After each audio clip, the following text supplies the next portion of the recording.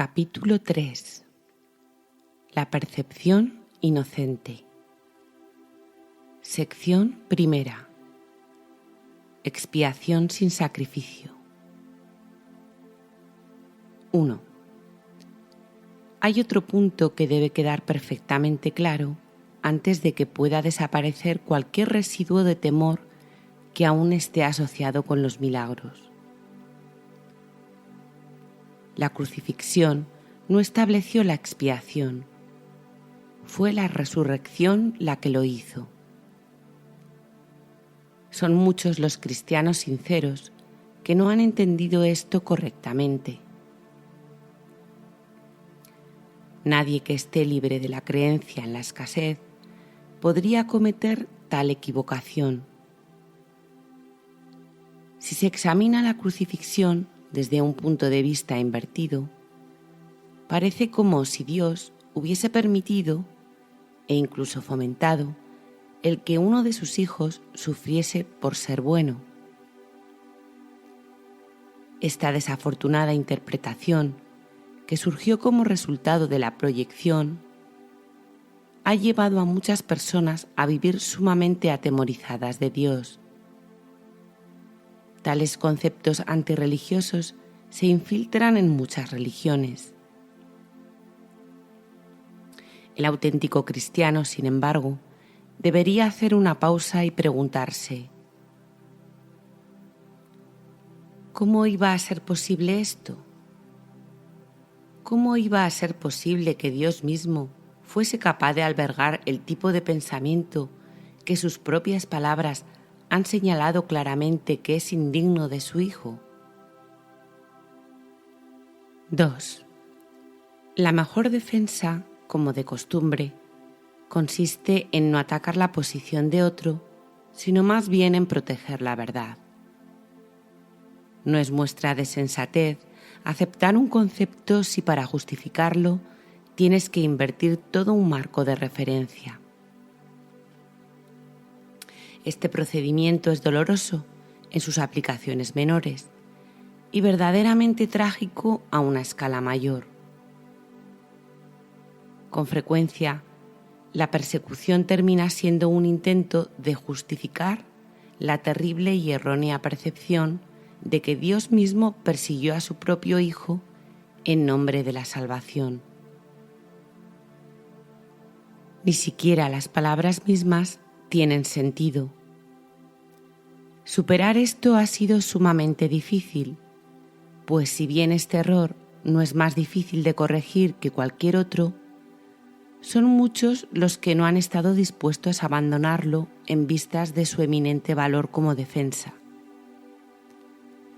Un ejemplo menos dramático es el del padre que dice: «Esto me duele a mí más que a ti», pero se siente exonerado al darle una paliza a su hijo. ¿Crees que nuestro Padre piensa realmente así?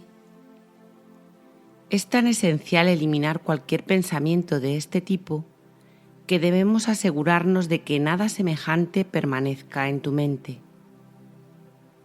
Yo no fui castigado porque tú fueras malo. La lección completamente benévola que la expiación enseña se echa a perder si se mancilla con cualquiera de las formas en que esta clase de distorsión se manifiesta.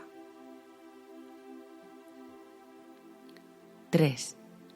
La afirmación «Mía es la venganza», dice el Señor, es una percepción falsa mediante la cual uno le atribuye a Dios su propio pasado malvado. Ese pasado malvado no tiene nada que ver con Dios. Él no lo creó ni tampoco lo sustenta. Dios no cree en el castigo. Su mente no crea de esta manera.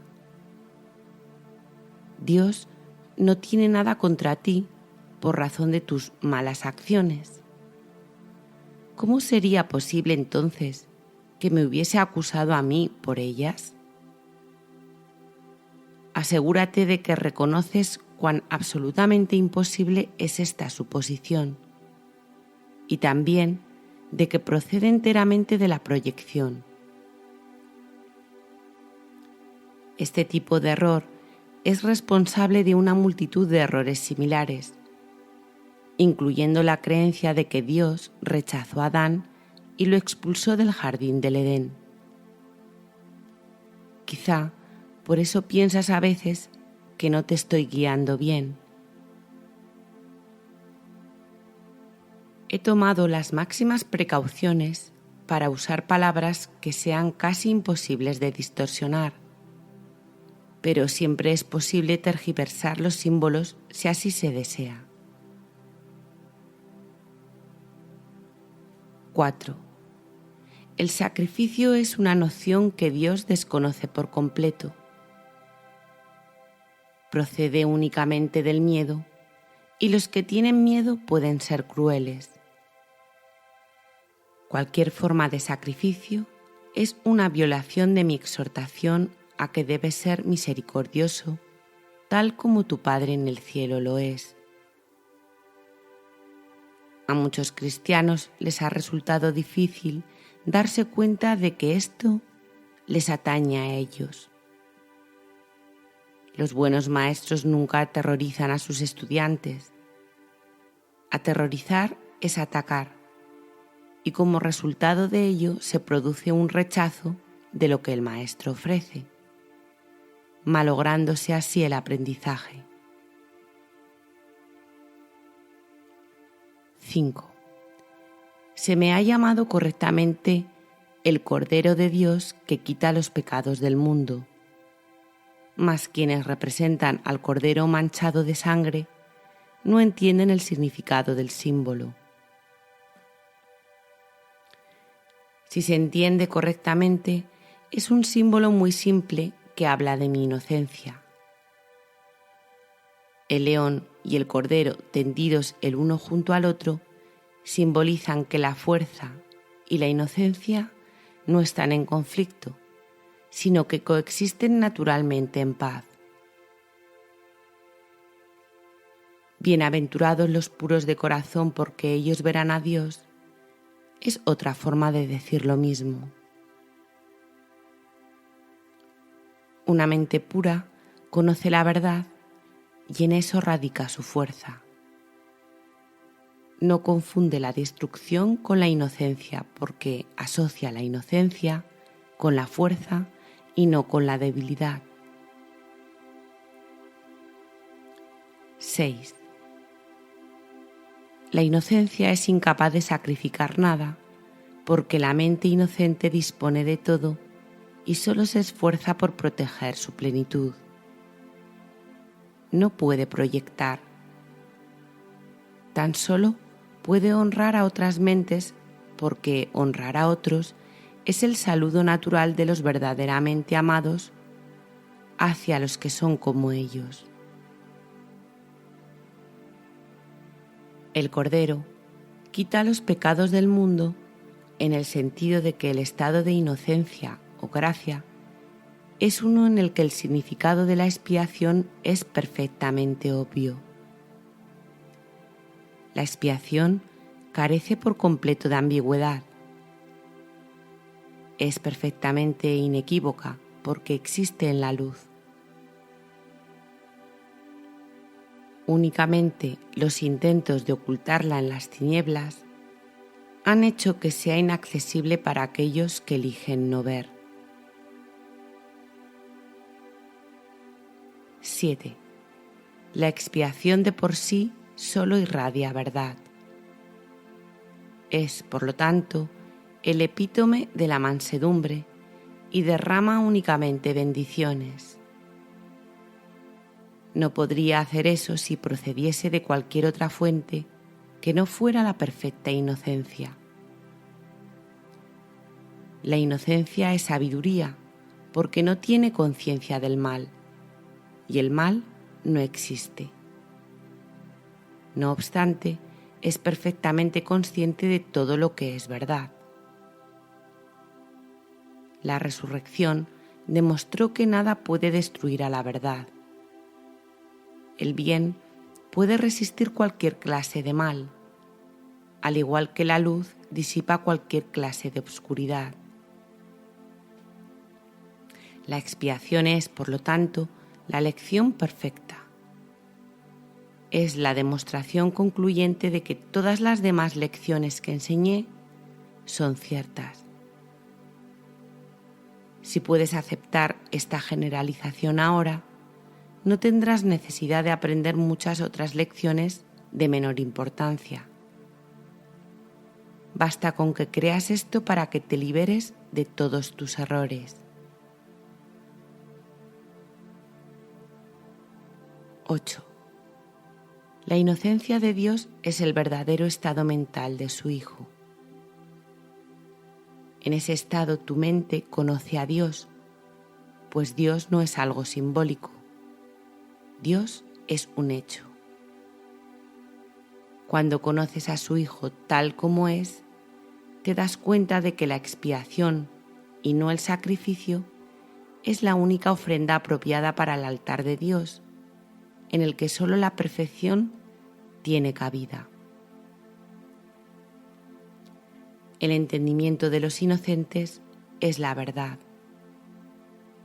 Por eso es por lo que sus altares son verdaderamente radiantes.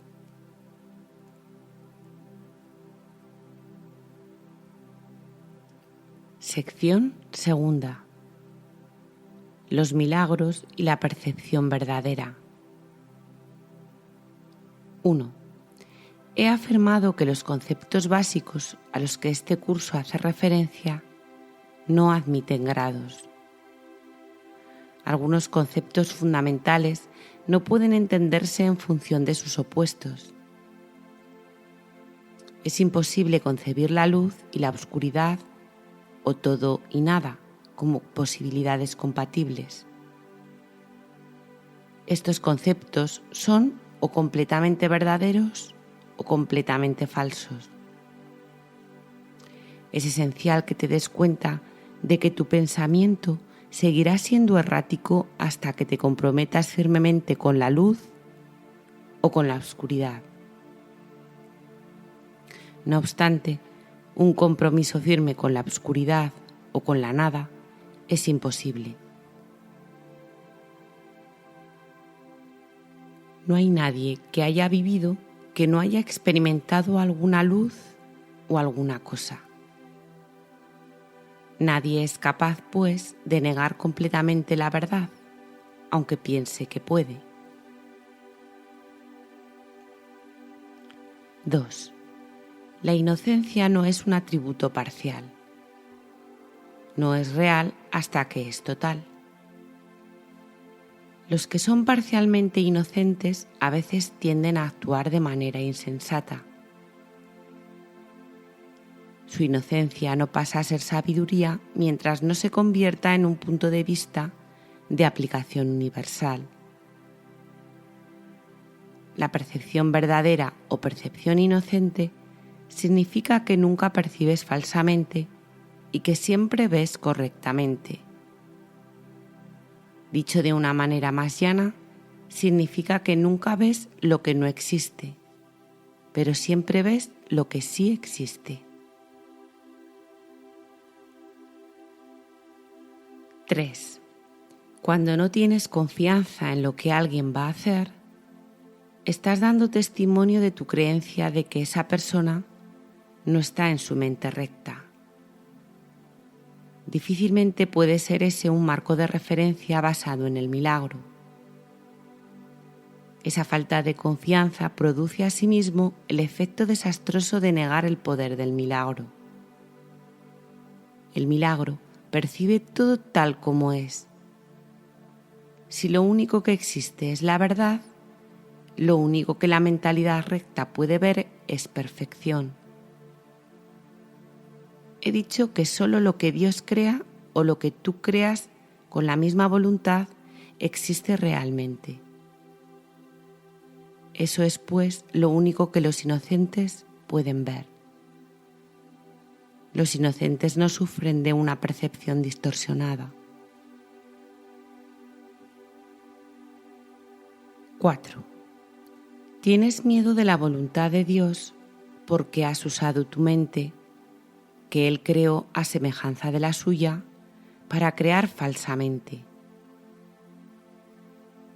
La mente solo puede crear falsamente cuando cree que no es libre. Una mente aprisionada no es libre porque está poseída o refrenada por sí misma. Está, por lo tanto, limitada y la voluntad no es libre de afirmarse a sí misma. Ser uno es ser de una misma mente o voluntad. Cuando la voluntad de la filiación y la del Padre son una, la perfecta armonía entre ellas es el cielo. 5. Nada puede prevalecer contra un hijo de Dios que encomienda su espíritu en manos de su Padre. Al hacer esto, la mente despierta de su sueño y recuerda a su Creador. Toda sensación de separación desaparece. El Hijo de Dios es parte de la Santísima Trinidad, pero la Trinidad en sí es una. No hay confusión entre sus niveles porque estos son de una sola mente y de una sola voluntad. Este propósito único crea perfecta integración y establece la paz de Dios. Pero esta visión solo la pueden percibir los verdaderamente inocentes, quienes al ser puros de corazón defienden la percepción verdadera en vez de defenderse de ella. Puesto que entienden la lección de la expiación, no tienen el deseo de atacar y por lo tanto pueden ver correctamente. Esto es lo que la Biblia quiere decir con: cuando Él aparezca o sea percibido, seremos como Él, pues lo veremos tal cual es.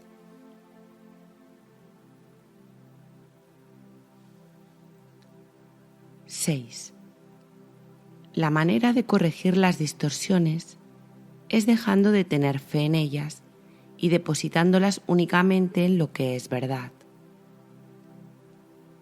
No puedes hacer que lo que no es verdad lo sea. Si estás dispuesto a aceptar lo que es verdad en todo lo que percibes, dejas que sea verdad para ti. La verdad supera todo error, y aquellos que viven inmersos en el error y en la vacuidad jamás pueden encontrar consuelo duradero. Cuando percibes correctamente, cancelas tus percepciones falsas y las de los demás simultáneamente. Puesto que los ves tal como son, les ofreces tu aceptación de su verdad para que ellos puedan aceptarla en sí mismos. Esta es la curación que el milagro produce.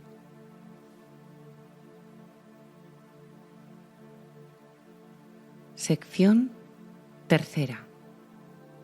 Percepción y conocimiento.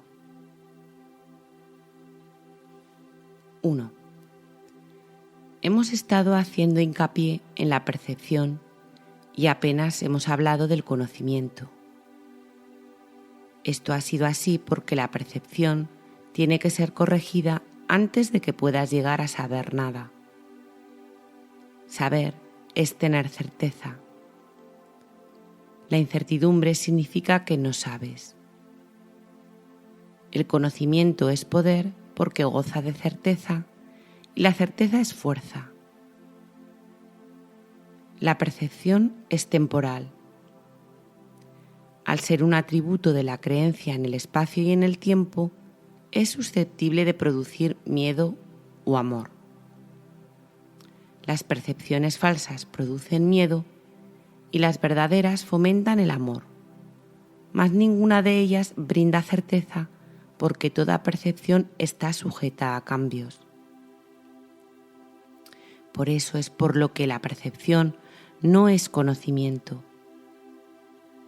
La percepción verdadera es la base del conocimiento, pero gozar de conocimiento es la afirmación de la verdad y esto se encuentra allende cualquier percepción.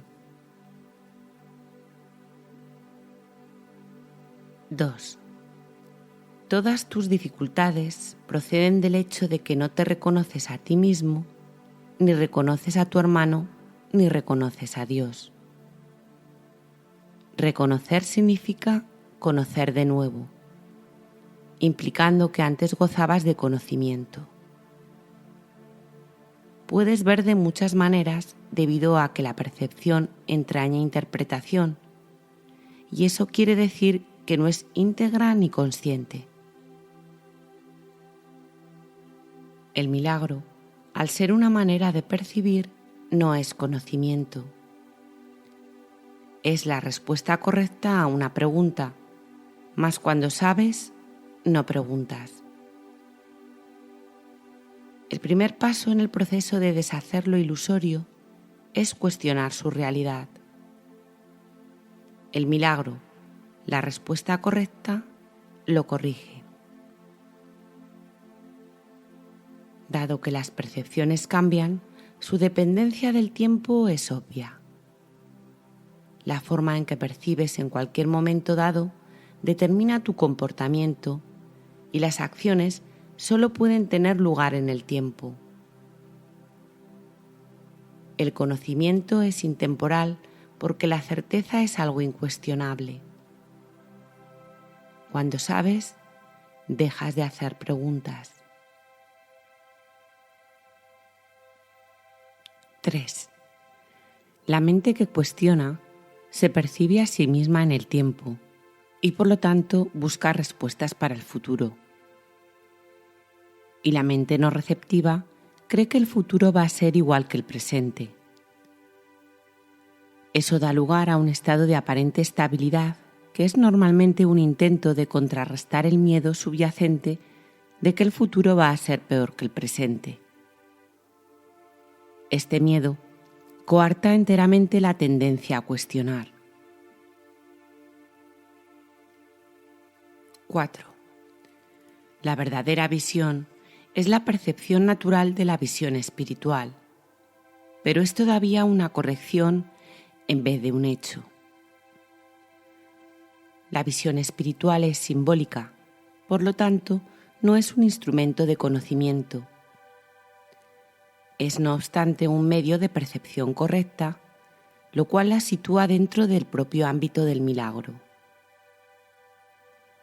Una visión de Dios sería un milagro más que una revelación.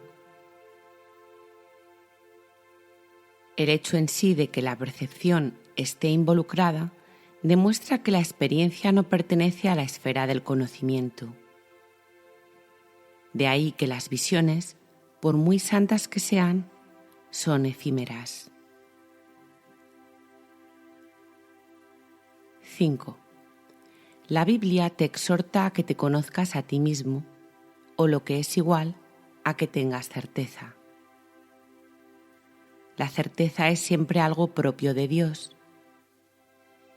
Cuando amas a alguien lo has percibido tal como es, y esto te permite conocerlo. Hasta que no lo percibas primero tal como es, no lo podrás conocer. Mientras sigas cuestionando lo que Él es, estarás indicando claramente que no conoces a Dios.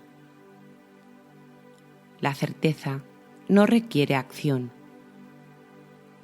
Cuando dices que estás actuando basándote en tu conocimiento, estás confundiendo el conocimiento con la percepción.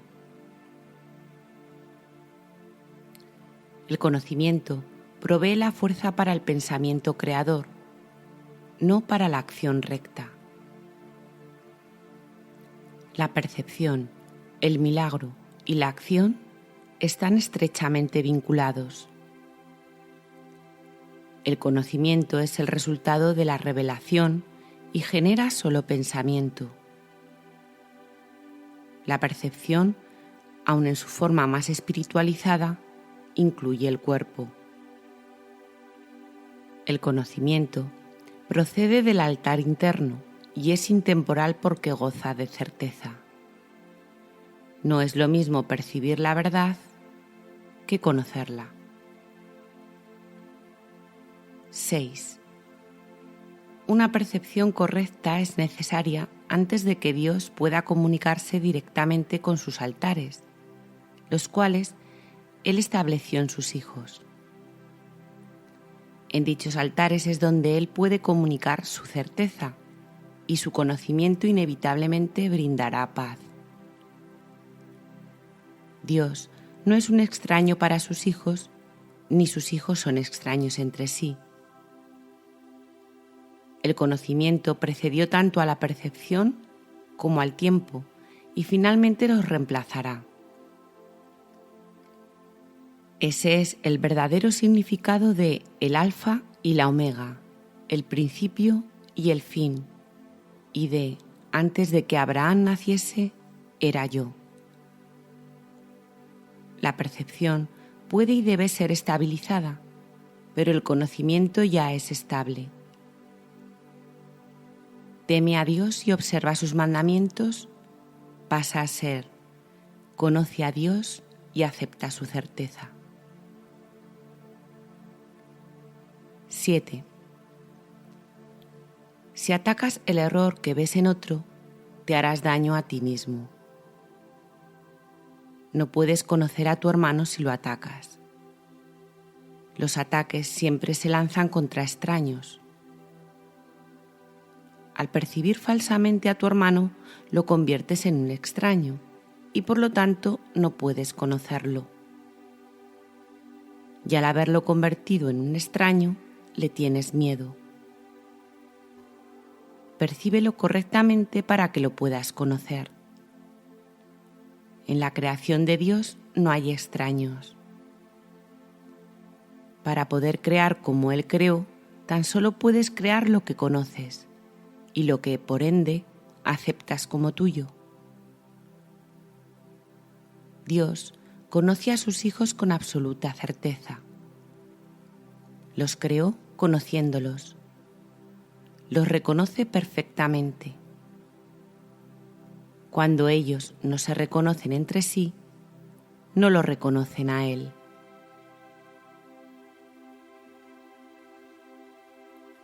Sección cuarta.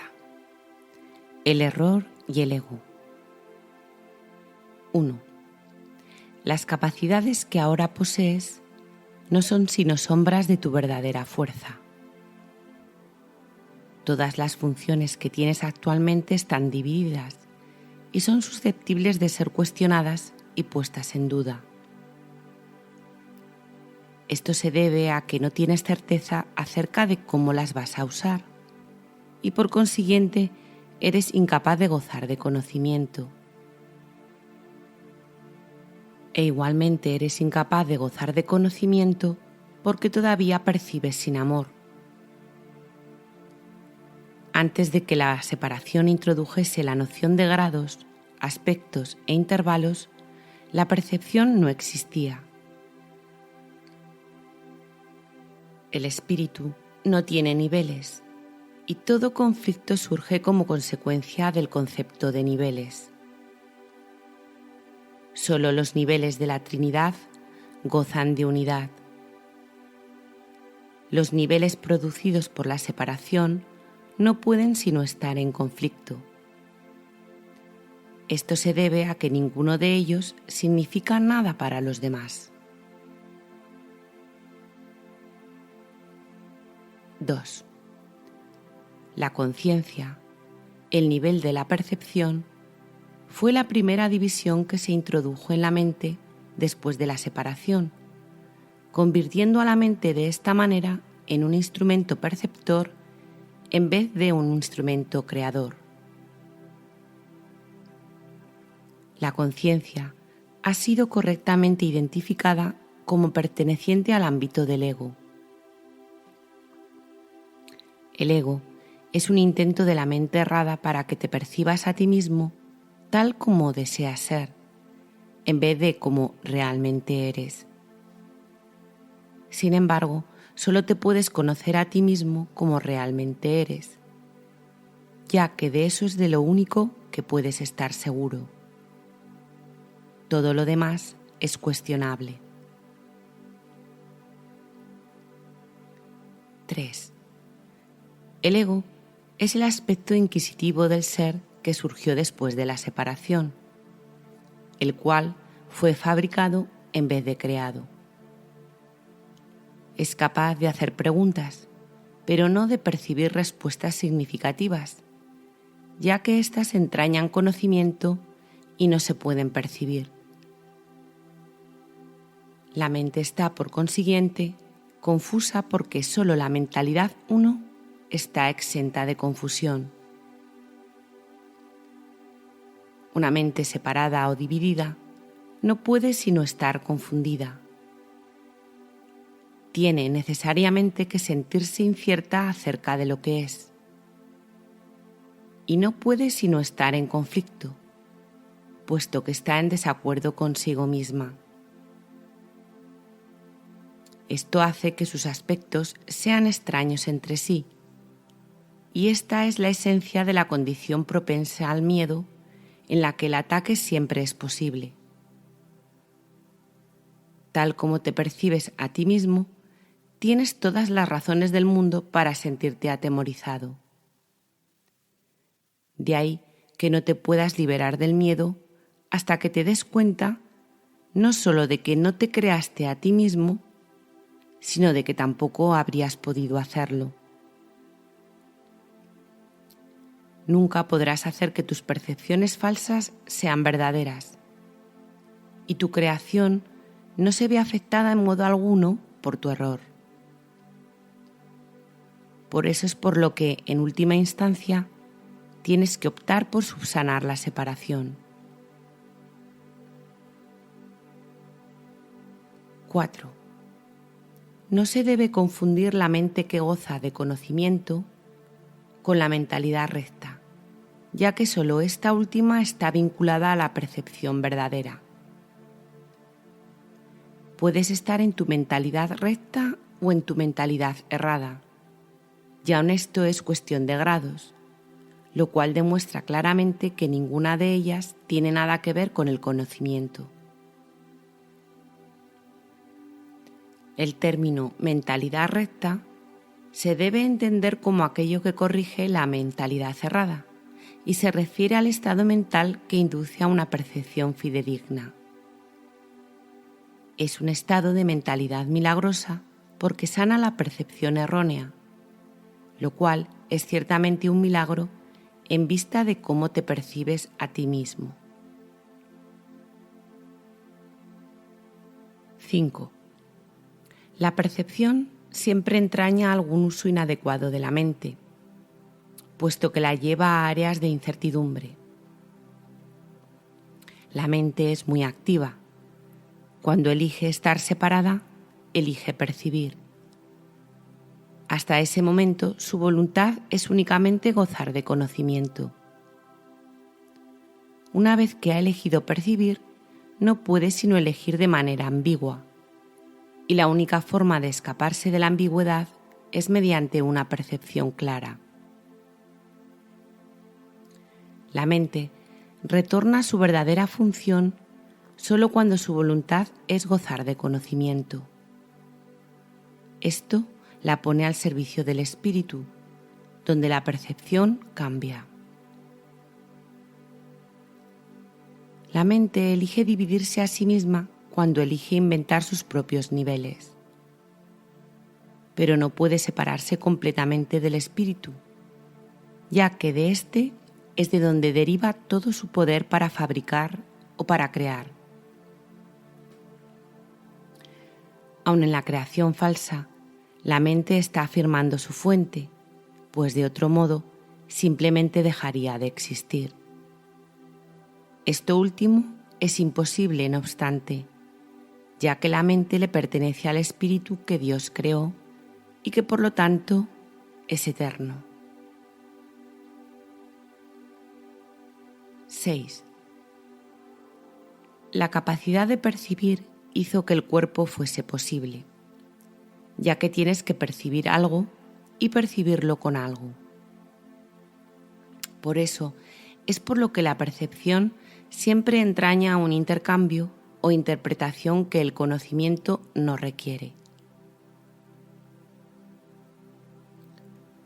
La función interpretativa de la percepción, que es una forma de creación distorsionada, te permitió entonces llegar a la conclusión de que tú eres tu cuerpo, en un intento de escapar del conflicto que tú mismo habías provocado. El espíritu, que goza de absoluto conocimiento, no pudo avenirse a esta pérdida de poder, ya que es incapaz de albergar obscuridad. Esto hizo que el espíritu fuera casi inaccesible a la mente y completamente inaccesible al cuerpo. A partir de ahí se percibió al espíritu como una amenaza, puesto que la luz disipa la obscuridad al mostrarte simplemente que ésta no existe. La verdad siempre prevalecerá sobre el error de este modo. No puede ser este un proceso activo de corrección porque, como ya he puesto de relieve, el conocimiento no hace nada. Puede ser percibido como un agresor, pero no puede atacar. Lo que tú percibes como su ataque es tu propio vago reconocimiento de que el conocimiento siempre se puede recordar al no haber sido nunca destruido.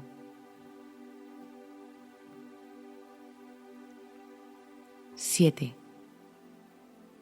Dios y sus creaciones permanecen a salvo y por lo tanto saben que no existe ninguna creación falsa. La verdad no puede lidiar con los errores que tú deseas conservar. Yo fui un hombre que recordó al espíritu y su conocimiento.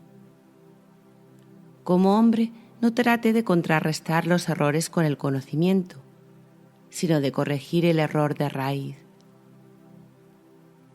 Demostré tanto la impotencia del cuerpo como el poder de la mente. Al unir mi voluntad con la de mi Creador, recordé naturalmente al espíritu y su verdadero propósito. No puedo unir tu voluntad a la de Dios por ti, pero puedo borrar todas las percepciones falsas de tu mente si las pones bajo mi tutela. Solo tus percepciones falsas se interponen en tu camino. Sin ellas, no hay duda de la alternativa que elegirías, pues una percepción sana induce a una elección sana.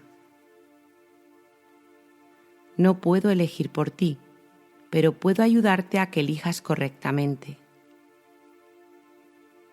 Muchos son los llamados, pero pocos los escogidos, debería rezar. Todos son llamados, pero solo unos pocos eligen escuchar. Por lo tanto, no eligen correctamente.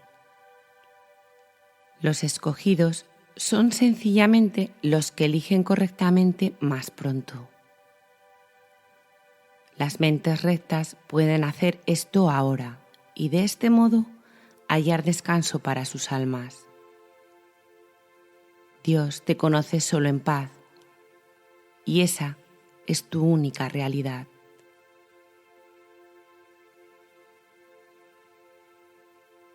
Sección quinta. Más allá de la percepción. 1. He dicho que las capacidades que ahora posees no son sino sombras de tu verdadera fortaleza y que la percepción, que es intrínsecamente enjuiciadora, comenzó solo después de la separación. Desde entonces, nadie ha estado seguro de nada. He dejado claro asimismo que la resurrección fue el medio para regresar al conocimiento, lo cual se logró mediante la unión de mi voluntad con la de mi Padre. Es oportuno ahora establecer una distinción que ha de clarificar algunos de los postulados que se presentarán más adelante. 2. Desde que se produjo la separación, ha habido una gran confusión entre las palabras crear y fabricar. Cuando fabricas algo, lo haces como resultado de una sensación específica de carencia o de necesidad. Nada que se haya hecho con un propósito específico tiene la capacidad de poder generalizarse. Cuando haces algo para remediar lo que percibes como una insuficiencia, estás afirmando tácitamente que crees en la separación. El ego ha inventado un gran número de sistemas de pensamiento ingeniosos con ese propósito, mas ninguno de ellos es creativo. La inventiva, aun en su manifestación más ingeniosa, es un esfuerzo en vano. Su naturaleza altamente específica apenas se compara con la creatividad abstracta de las creaciones de Dios. 3. El conocimiento, como ya hemos observado, no conduce a la acción. Tu confusión entre tu verdadera creación y lo que has hecho de ti mismo es tan grande que se te ha hecho literalmente imposible saber nada. El conocimiento es siempre estable y es evidente que tú no lo eres. Aún así, eres perfectamente estable tal como Dios te creó. En ese sentido, cuando tu comportamiento es inestable, estás en desacuerdo con la idea que Dios tiene acerca de tu creación. Puedes hacer esto si así lo eliges, mas no lo harías si estuvieras en tu mente recta. 4. La pregunta fundamental que continuamente te haces, no puedes propiamente dirigírtela a ti mismo. Continúas preguntándote qué es lo que eres, lo cual implica no solo que sabes la respuesta, sino que es a ti a quien le corresponde proveerla. No obstante, es imposible que puedas percibirte a ti mismo correctamente. No tienes una imagen que puedas percibir. La palabra imagen está siempre vinculada a la percepción y no forma parte del conocimiento. Las imágenes son simbólicas y representan algo diferente de ellas mismas. La idea de cambiar de imagen reconoce el poder de la percepción, pero implica también que no hay nada estable en ti que se pueda conocer. 5. El conocimiento no está sujeto a interpretaciones. Puedes tratar de interpretar el significado de algo, pero siempre existe la posibilidad de equivocarse porque se refiere a la percepción que se tiene del significado. Tales incongruencias son el resultado de tus intentos de considerarte a ti mismo separado y no separado al mismo tiempo. Es imposible incurrir en una confusión tan fundamental sin aumentar aún más tu confusión general. Tu mente podrá haber llegado a ser muy ingeniosa, pero como siempre ocurre cuando el método y el contenido están en desacuerdo, la usas en un fútil intento de escaparte de un callejón sin salida. El ingenio no tiene nada que ver con el conocimiento, pues el conocimiento no requiere ingeniosidad. El pensamiento ingenioso no es la verdad que te hará libre, pero te librarás de la necesidad de usarlo una vez que estés dispuesto a prescindir de él. 6.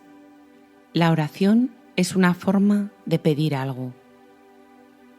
Es el vehículo de los milagros, mas la única oración que tiene sentido es la del perdón, porque los que han sido perdonados lo tienen todo. Una vez que se ha aceptado el perdón, la oración, en su sentido usual, deja de tener sentido. La oración del perdón no es más que una petición para que puedas reconocer lo que ya posees. Cuando elegiste la percepción en vez del conocimiento, te colocaste en una posición en la que solo percibiendo milagrosamente podías parecerte a tu Padre. has perdido el conocimiento de que tú mismo eres un milagro de Dios. La creación es tu fuente y es también la única función que verdaderamente tienes. 7. La afirmación Dios creó al hombre a imagen y semejanza propia necesita ser reinterpretada. Imagen puede entenderse como pensamiento y semejanza como de una calidad idéntica. Dios efectivamente creó al espíritu en su propio pensamiento y de una calidad semejante a la suya. No hay nada más. La percepción, por otra parte, no puede tener lugar sin la creencia en más y en menos. La percepción entraña selectividad a todo nivel. Es un proceso continuo de aceptación y rechazo, de organización y reorganización, de sustitución y cambio. Evaluar es un aspecto esencial de la percepción, ya que para poder seleccionar es necesario juzgar. 8. ¿Qué le ocurre a la percepción en ausencia de juicios o de nada que no sea perfecta igualdad? Percibir se vuelve imposible. La verdad solo puede conocerse. Toda ella es igualmente verdadera, y conocer cualquier parte de ella es conocerla en su totalidad. Únicamente la percepción entraña una conciencia parcial. El conocimiento trasciende las leyes que gobiernan la percepción porque un conocimiento parcial es imposible. El conocimiento es uno y no tiene partes separadas. Tú, que eres realmente uno con él, solo necesitas conocerte a ti mismo para que tu conocimiento sea total. Conocer el milagro de Dios es conocerlo a Él. 9. El perdón es lo que sana la percepción de separación. Es necesario que percibas correctamente a tu hermano debido a que las mentes han elegido considerarse a sí mismas como entidades separadas. El espíritu tiene absoluto conocimiento de Dios. En eso radica su poder milagroso. El hecho de que cada uno de nosotros disponga de ese poder en su totalidad es una condición enteramente ajena al pensar del mundo. El mundo cree que si alguien lo tiene todo, no queda nada para los demás. Mas los milagros de Dios son tan totales como sus pensamientos, porque son sus pensamientos. 10. Mientras continúe habiendo percepción, la oración será necesaria. Puesto que la percepción se basa en la escasez, los que perciben no han aceptado totalmente la expiación ni se han entregado a la verdad. La percepción se basa en un estado de separación, así que todo aquel que de alguna manera percibe tiene necesidad de curación. El estado natural de los que gozan de conocimiento es la comunión, no la oración. Dios y su milagro son inseparables. Cuán bellos son en verdad los pensamientos de Dios que viven en su luz. Tu valía está más allá de la percepción porque está más allá de toda duda. No te percibas a ti mismo bajo ninguna otra luz. Conócete en la única luz en la que el milagro que eres se alza en perfecta claridad. Sección sexta. Los juicios y el problema de la autoridad. 1. Hemos hablado ya del juicio final, aunque no con gran detalle. Después del juicio final no habrá ningún otro. Dicho juicio es simbólico porque más allá de la percepción no hay juicios. Cuando la Biblia dice, no juzguéis y no seréis juzgados, lo que quiere decir es que si juzgas la realidad de otros, no podrás evitar juzgar la tuya propia. 2. La decisión de juzgar en vez de conocer es lo que nos hace perder la paz. Juzgar es el proceso en el que se basa la percepción, pero no el conocimiento. He hecho referencia a esto anteriormente al hablar de la naturaleza selectiva de la percepción y he señalado que la evaluación es obviamente su requisito previo. Los juicios siempre entrañan rechazo. Nunca ponen de relieve solamente los aspectos positivos de lo que juzgan, ya sea en ti o en otros. Lo que se ha percibido y se ha rechazado, o lo que se ha juzgado y se ha determinado que es imperfecto, permanece en tu mente porque ha sido percibido. Una de las ilusiones de las que adoleces es la creencia de que los juicios que emites no tienen ningún efecto. Esto no puede ser verdad a menos que también creas que aquello contra lo que has juzgado no existe. Obviamente no crees esto, pues de lo contrario no lo habrías juzgado.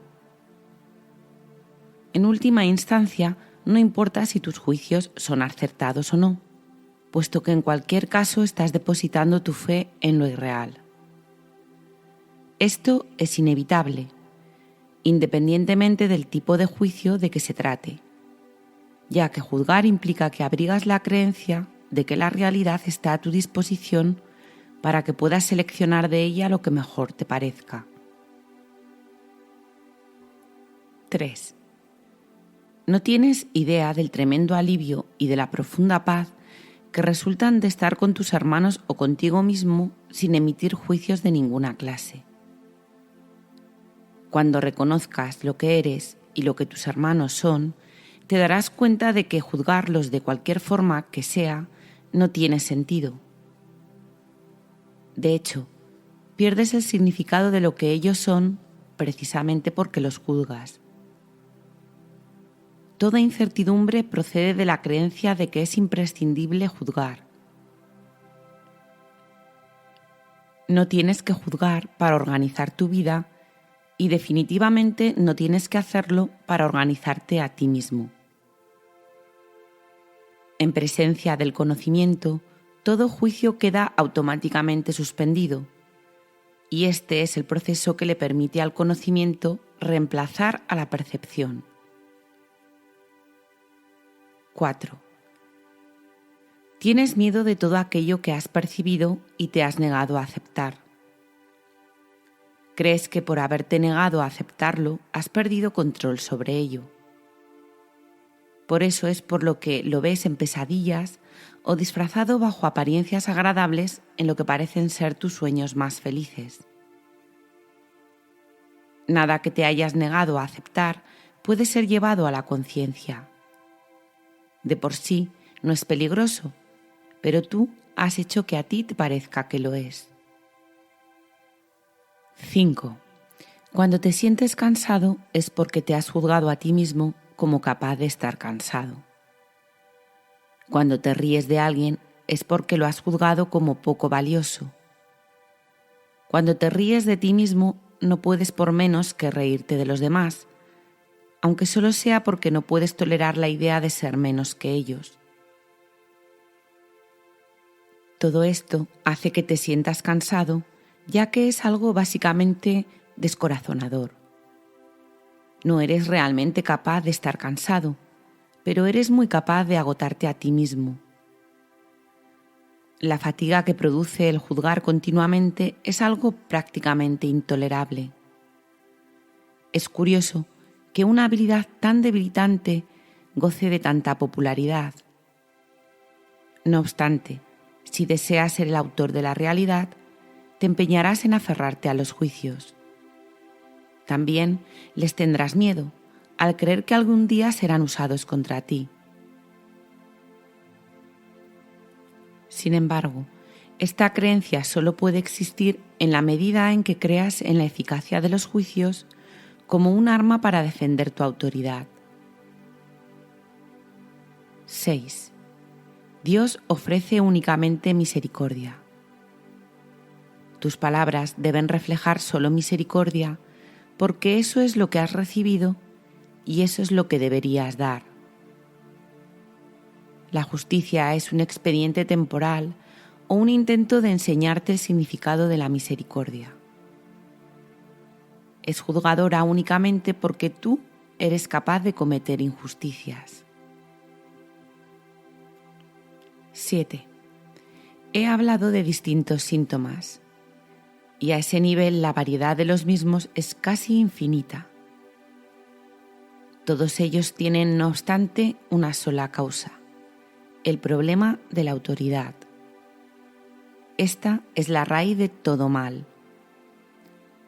Cada síntoma que el ego inventa es una contradicción debido a que la mente está dividida entre el ego y el Espíritu Santo, de tal modo que cualquier cosa que el ego haga es parcial y contradictoria.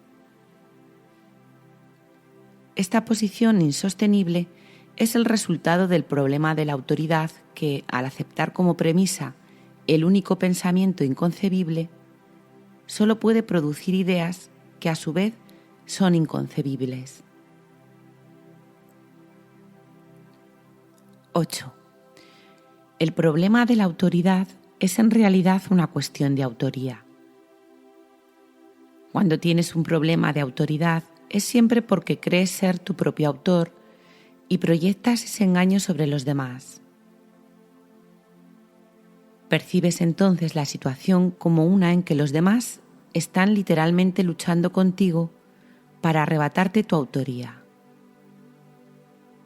Este es el error fundamental de todos aquellos que creen haber usurpado el poder de Dios. Esta creencia les resulta aterradora, pero a Dios ni siquiera le inquieta. Él está deseoso, no obstante, de erradicarla, no como un castigo para sus hijos, sino solo porque sabe que les produce infelicidad. Las creaciones de Dios disponen de la verdadera autoría, mas tú prefieres permanecer anónimo cuando eliges separarte de tu autor. Al no tener certeza con respecto a tu verdadera autoría, crees que tu creación fue anónima. Esto te pone en una situación en la que lo único que parece tener sentido es creer que tú te creaste a ti mismo. La disputa acerca de tu autoría ha dejado a tu mente en tal estado de incertidumbre que ésta puede incluso llegar a dudar de que tú realmente existas. 9. Solo los que abandonan todo deseo de rechazar pueden saber que es imposible que ellos mismos puedan ser rechazados. No has usurpado el poder de Dios, pero lo has perdido. Afortunadamente, perder algo no significa que haya desaparecido.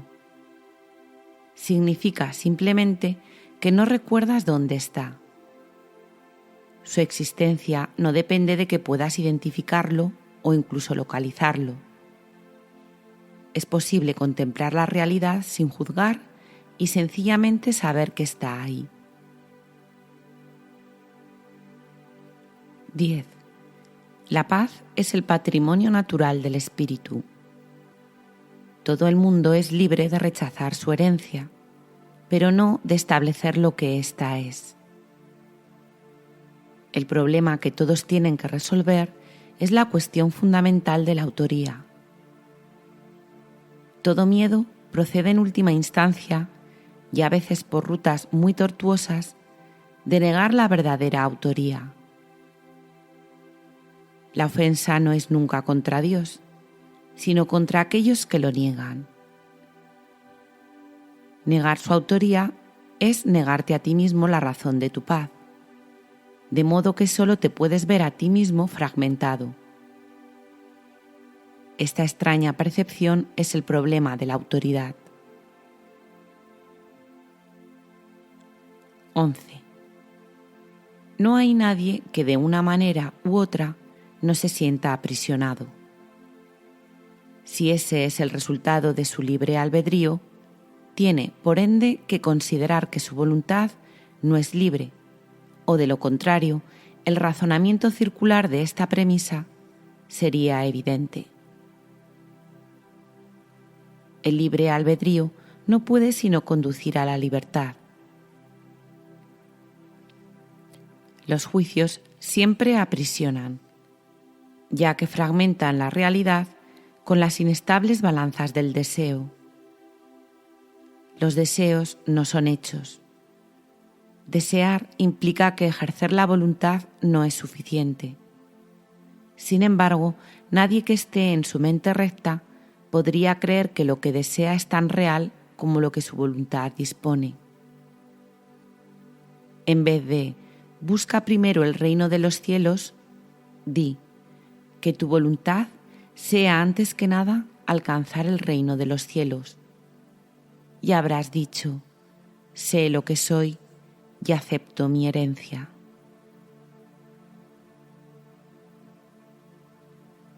Sección séptima. Crear en contraposición a crear una imagen propia. 1. Todo sistema de pensamiento tiene que tener un punto de partida. Empieza ya sea creando o fabricando. Diferencia esta a la que ya hemos hecho referencia. La semejanza entre ambas cosas reside en el poder que tienen como cimientos. Su diferencia en lo que descansa sobre ellas. Ambas son piedras angulares de sistemas de creencias por las que uno rige su vida. Creer que un sistema de pensamiento basado en mentiras es débil es un error. Nada que un hijo de Dios haya hecho carece de poder. Es esencial que te des cuenta de esto, pues de lo contrario no podrás escapar de la prisión que tú mismo has construido. 2. No puedes resolver el problema de la autoridad menospreciando el poder de tu mente. Hacer esto es engañarte a ti mismo y ello te hará daño porque realmente comprendes el poder de la mente. Comprendes también que no puedes debilitarla de la misma manera en que tampoco puedes debilitar a Dios. El diablo es un concepto aterrador porque parece ser sumamente poderoso y sumamente dinámico. Se le percibe como una fuerza que lucha contra Dios por la posesión de sus creaciones. El diablo engaña con mentiras y erige reinos en los que todo está en directa oposición a Dios. Sin embargo, atrae a los hombres en vez de repelerlos, y ellos están dispuestos a venderle sus almas a cambio de regalos sin ningún valor. Esto no tiene ningún sentido. 3. Hemos hablado ya de la caída o separación, mas su significado tiene que comprenderse claramente. La separación es un sistema de pensamiento que, si bien es bastante real en el tiempo, en la eternidad no lo es en absoluto. Para el creyente, todas sus creencias son ciertas. En el jardín simbólico se prohibió la fruta de un solo árbol. Mas Dios no pudo haberla prohibido, o de lo contrario, nadie la habría podido comer. Si Dios conoce a sus hijos, y yo te aseguro que los conoce, ¿cómo iba a ponerlos en una situación en la que su propia destrucción fuese posible? Al árbol prohibido se le llamó el árbol del conocimiento. Sin embargo, Dios creó el conocimiento y se lo otorgó libremente a todas sus creaciones. Este simbolismo se ha interpretado de muchas maneras, pero puedes estar seguro de que cualquier interpretación que conciba a Dios o a sus creaciones como capaces de destruir su propio propósito es errónea.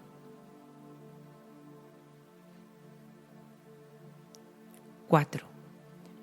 Comer de la fruta del árbol del conocimiento es una expresión que simboliza la usurpación de la capacidad de autocrearse. Solamente en este sentido no son Dios y sus creaciones co-creadores. La creencia de que lo son está implícita en el autoconcepto, es decir, la tendencia del ser a forjar una imagen de sí mismo. Las imágenes solo se pueden percibir, no conocer. El conocimiento no puede engañar, pero la percepción sí. Puedes percibirte como tu propio creador, pero lo que a lo sumo puedes hacer es creértelo. No puedes hacer que sea verdad. Y como dije anteriormente, cuando por fin percibas correctamente, no podrás sino alegrarte de que así sea.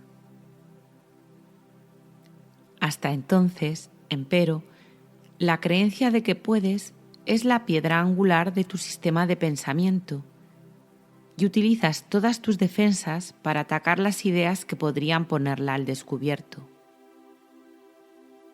Todavía crees que eres una imagen que tú mismo fabricaste.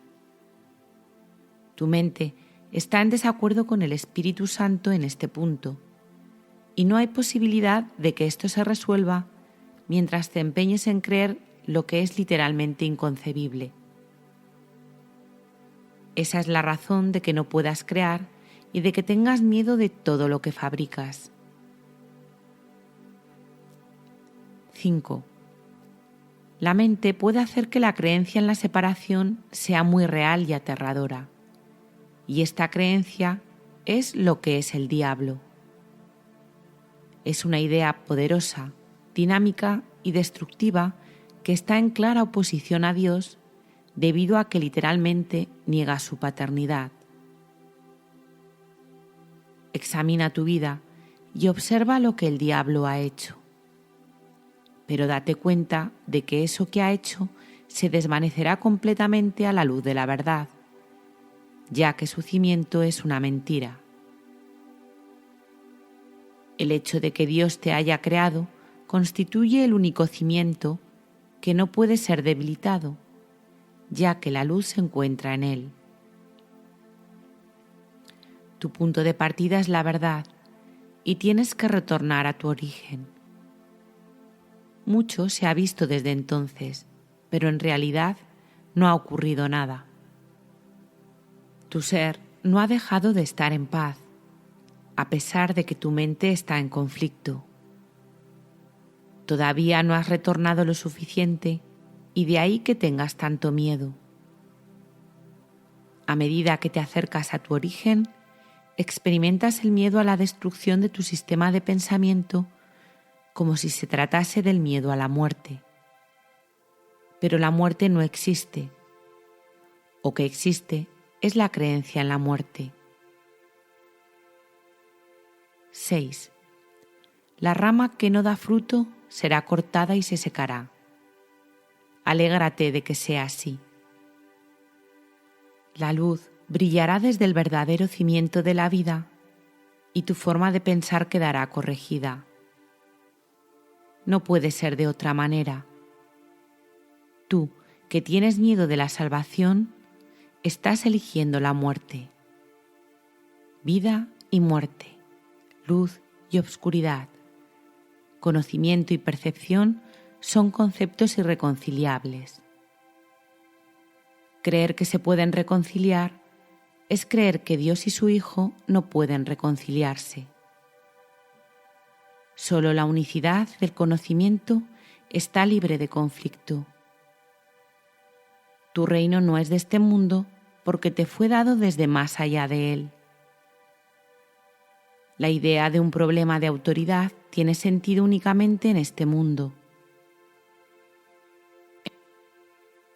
El mundo no se abandona mediante la muerte, sino mediante la verdad, y la verdad solo la pueden conocer aquellos para quienes el reino fue creado y por quienes espera.